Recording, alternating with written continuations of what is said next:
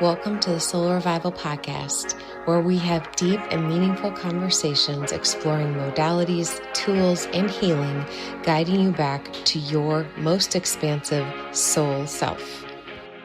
Welcome back to the Soul Revival Podcast. I'm your host, Lindsay Stanton, and I'm looking forward to diving into today's topic. Today's topic is a little bit, I don't want to say heavier, but a little bit, I guess a little bit heavier, a little more intentional about language. And this just recently came up in a podcast interview with a guest, and I thought it was interesting and I want to deep dive on it. So it's about a few specific words that people tend to use with people that are in grief. And I feel like when we're in grief, we feel like these words come across our path a lot, at least for me. And the guest I recently interviewed brought it up in regards to her feelings and kind of the intense pushback that she felt regarding this first phrase that I want to talk about as well, which it got my attention because I felt the same way. I felt the same deep, deep resistance to this term, and it was coming up in so many different ways. And it literally just made me like tense up, and my whole body literally had a somatic reaction to this phrase. And the phrase I want to start with is letting go or let go. This is something that when my husband Roger passed, I felt like came across my path so many different ways. You know, I was heavy into movement practice. That was a huge way for me to literally physically keep going. Physically moving represented the will I had to keep going, even though on many levels my mind and body were fighting against that. I think my body and soul were trying to keep me grounded here in this physical world, but in many ways my mind was checked out and could not see an answer or a way that this world could be for me without his physical presence in it. And so in those deeper times of grief, and I would say probably for at least the first year, maybe even closer to two, this was it might even been a little bit longer than that. As you know, when we're grieving, there's a time it gets really weird. There's this sense that everything happened yesterday and also it happened so long ago. It's just another example of duality. But so I don't know how far into the journey that I was able to shift my mindset around this, but I would say it was definitely past the year mark. So, but it was hitting me in all ways. I mean, in conversations with people, podcasts that I was listening to. For those of you who know my journey, you know that a lot of tools and modalities and books that were more quote unquote self-help type of content resonated with me more because I have always felt, and I definitely now working with clients know this is a deep truth, the intense parallel with trauma and grief. And for me, many of the tools that were more traditionally being talked about and leveraged for people with trauma, I felt very drawn to. So it tended to be more things that were used in traditional psychotherapy or traditional modalities that had been like upgraded, like somatics or feeling, you know, and just feeling into the body. But a lot of self-help books like, you know, Mel Robbins, her 5 second rule was one that I listened to really, really early on. Matthew McConaughey's Green Lights was a huge one for me as well, that really helped me when I was deep, deep in my journey. And I had, you know, Roger was 100% sending me content as well. So podcasts were coming across. I'd never even listened to a podcast before he passed, never. And so at least not on my own. So not knowingly listen to a podcast, but all this content that was helping me on my journey was coming across my path. I was intuitively drawn to meditation. And if you pay attention, and for those of you who are in grief or, have experienced some type of loss or transition of a loved one, you probably are noticing this. And for me, it was like nails on a chalkboard.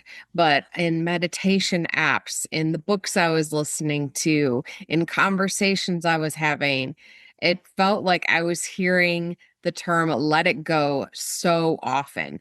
And it might have been about like breath work, or it might have been about releasing the day, or it might have been about letting go of your thoughts of overwhelm or your thoughts of guilt, whatever the intention was on the specific app or the purpose of, whatever I was listening to, if it was, to help you on your personal development journey, or if it was to help you meditate, or if it was to help you with breath work, whatever the case, every single time I heard the words, let it go, I could be deep in meditation. If that phrase was used by the guide on the guided meditation, I would like instantly like prickle up like in tight, resistant energy.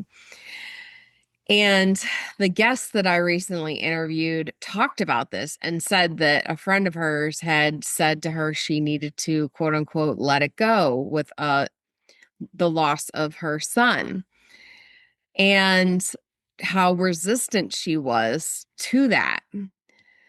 Now, behind that, for somebody listening who has not experienced this, I'm going to explain that if you've lost somebody, and any species, whether it's sometimes this is almost even worse culturally with our animal companions, because there is this cultural feeling that we should like instantly get over it.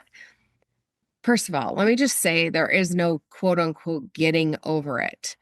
The person we are pre grief, pre significant loss, no matter what species, is different, inherently different than the person we were before that person or that animal companion transitioned to the other side. Hard stop. So there is no getting over it. There's no quote unquote getting back to normal. And that same energy is what I felt around the expression, let it go. And it did take quite a bit of work to be able to hear that expression and shift the meaning of it for me.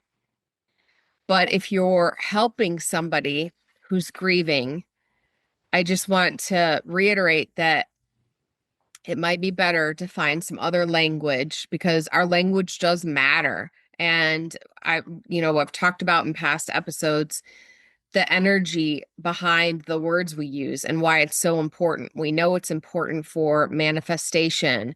We know it's important for self-talk. The language that we use holds energy.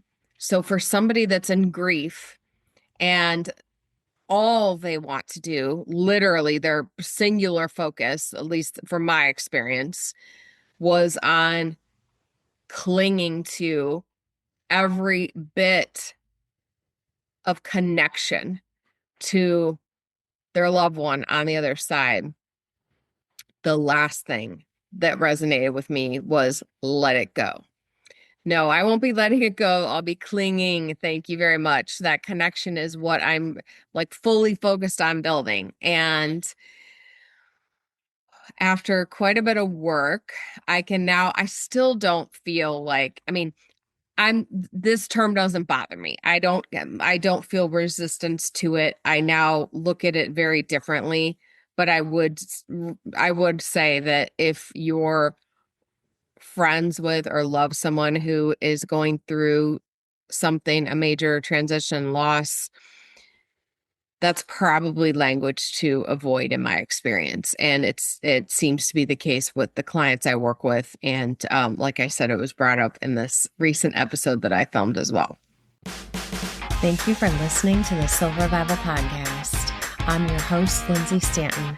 I want to give you a special offer for all those who leave us a 5-star review. All you have to do is take a screenshot of that 5-star review, email it to info@thesoulrevival.com, and every month we're going to be giving away 30 days of the community membership. 30 days of community membership. That's 30 days of being around like-minded people who are on their spiritual expansion journey. All you have to do is give us a 5-star review, snap a screenshot, and email it to info@thesoulrevival.com. Thank you so much for listening. So that led me to thinking about Kim Russo, who is the quote-unquote happy medium, who I absolutely adore, and it does phenomenal, amazing work. She's been lately on her Instagram highlighting and breaking down the meanings of different words. So I wanted to dive into this, and I wanted to dive into the origin, not only of let it go, but of a term that is on the counter end of the spectrum for me. And I've not ever felt any resistance to at any point in my journey that my guest actually used. And that is the word release. So I want to break these down for us and just have a think on the energy behind these expressions and what resonates most with you. And if you were the person in grief, what you would want, what language you would want used for you, and therefore reflecting back and being able to provide that same supportive language to anybody you know who might be going through something. So letting it go in Buddhism is non-attachment. I would say right there, as soon as I saw that, I was like, yes, that's what I was resistant to. I'm going to be attached. We are going to be connected. So that's why it didn't resonate with me. There was no non-attachment for me. In Taoism, it means effortless action and surrender. So it's a state of mind that we're not giving up the connection with our loved one on the other side. We're not surrendering. We're not lacking attachment to our loved one on the other side. In many ways, they're more attached to us than they were here in the physical world, because now they can be omnipresent with us. They can love us 24/7 from quote unquote afar, but it's really not. The veil is so close to us. They can help us. They can conspire to make our dreams come true. They can do so many things that they were not available to them previously when they were restricted to a physical body. So that's the breakdown of letting go. And that 100% validated my body's somatic response and resistance to that term. Now I want to talk about release. And really the counter to that, to letting it go. So release, on the other hand, means freedom, release of captivity or bondage, freedom from captivity or bondage, setting free, liberty. It's used in the Bible for the year of Jubilee, which is release and highlight of God's grace and restoration. The Latin origin of release is relax, meaning a deliverance. So the breakdown in Latin is which is back / again, back again, laxar, loosen. So of course, like, this made all the sense to me that this terminology, release, resonated, because I am not letting go of my connection. I'm not letting go of my attachment. I am releasing, actively working on releasing, using tools and modalities to help me release the heaviness of the grief, the heaviness of feeling physically alone, the heaviness of the transition and change that it represented, the heaviness of the changes in my life, the home I lived in, the people I was around, the hobbies I liked, so much of who I was as an identity connected to my husband and vice versa. So the release of the overwhelm, of the release of no longer being able to have the promise of tomorrow in the way that I had envisioned it.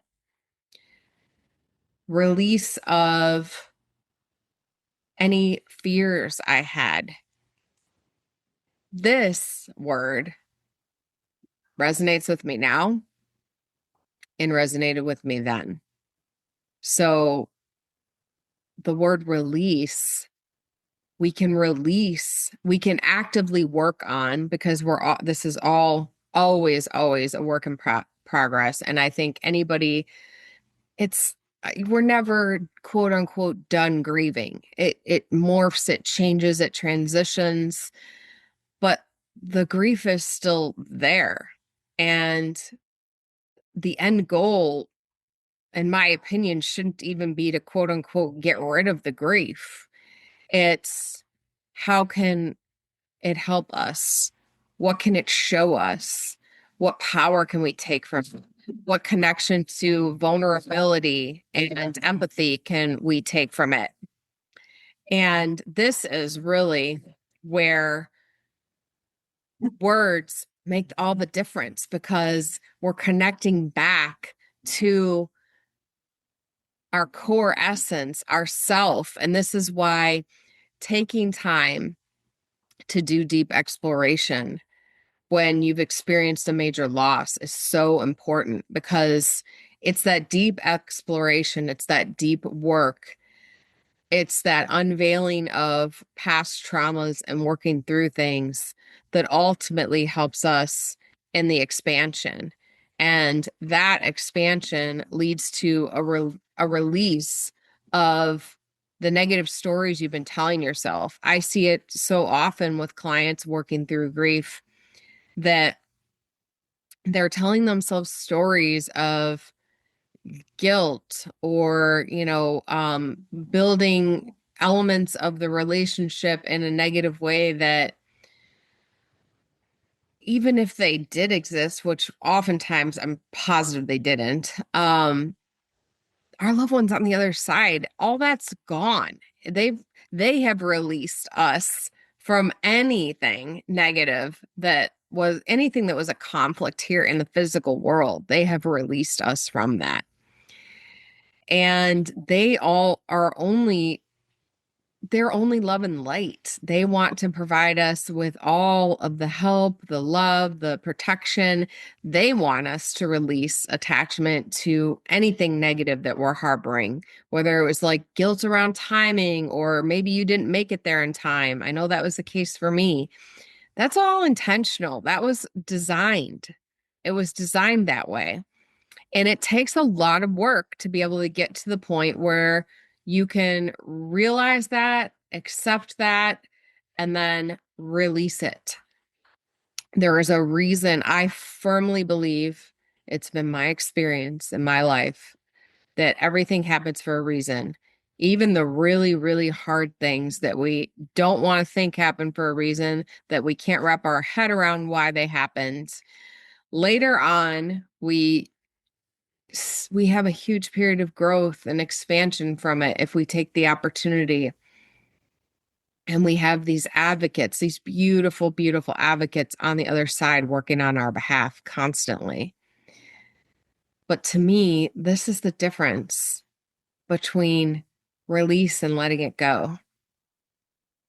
It's an energy behind the verbiage. It's an energy behind the deep meaning of the words. And as I mentioned, with the way that Kim Rousseau has been breaking words down and diving into the origin, when this came up for me, I was like, this has to be a conversation. This has to be an episode, because I know from my interview, I know from working with my clients, I am not the only one that feels this way, that that terminology of let it go just did not work for me. And where I'm not really resistant to it now. I still, when you break down the true meaning of the word release, that makes sense. That resonates. That feels good because we're releasing attachment to anything that no longer serves us. And what no longer serves us is the unfounded guilt, the feelings of not being enough, the fear of, quote unquote, being alone, which we're never alone. We're always divinely protected, divinely loved. We're releasing all of that. We're releasing the would have, could have, should have's. How often when we're early in our grief journey, and some people, this is a struggle for a long time, but how often do we second guess our decisions? And sometimes this is even more intense with our animal friends because we have to make really hard choices and on their behalf, which feels a little like we're playing God. And it's so difficult, but it's all divinely planned. And they want us, once they cross over human, animal, they want us to release any of these negative feelings that we might be harboring. So I hope today's episode resonates with you. This is one I would love to get feedback on. If you're not in the Soul Revival Facebook group, I would encourage you to jump in there. That would be a great place to have a deeper discussion around this. I just think this is such an important conversation, obviously broader conversation around the energy with all the language we use, but I would love to hear your feelings. What happens in your body? What do you immediately think when you hear these two terms, let it go or release? I would love your feedback. Have a beautiful day and week, and I will catch you next week for another episode. And as always, thank you for listening and being a Soul Revival podcast follower. Your feedback and participation in the show is so, so incredibly valuable to me, and it is deeply appreciated. Have a blessed day. If this episode resonated with you, that's not a coincidence. That is Spirit leading you to where you are meant to be. Choose soul expansion, choose community, choose growth. Join us at our sacred community where healing is better because we do it together. Go to www.thesoulrevival.com.